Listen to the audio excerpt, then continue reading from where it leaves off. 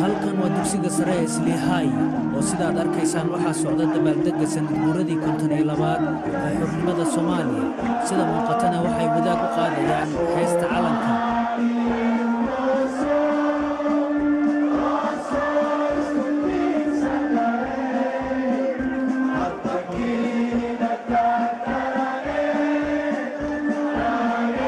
xafladan oo ay ka soo qayb galeen ku dhawaad 8,000 oo Soomaali ah ayaa waxaa ka mid ahaa fanaaniin si weyn looga yaqaan Soomaaliya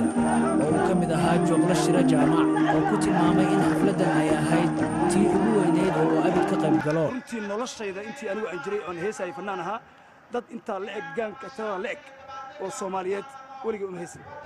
xataa gaalo baan ka hadlay calashan yani inta hadda caawa joogta xataa nuskad والله ولي ويد ما مeel badan calanka xataa lagu saray waan joogiyada 200 qof baa joogi jiray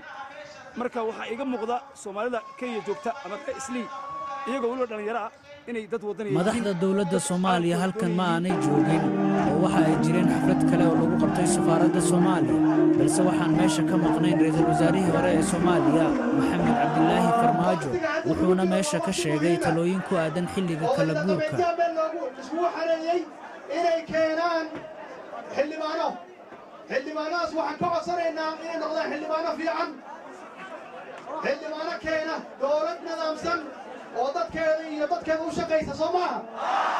xafladan oo ay soo qaban qaabiyeen kooxda waayaha cusub ayaa Shiina Cabdilaahi oo ah gudoomiyaha kooxda waxa uu sheegayaa inay horseed u noqon karaan nabad ka dhacda Soomaaliya in aanu horseedi karno in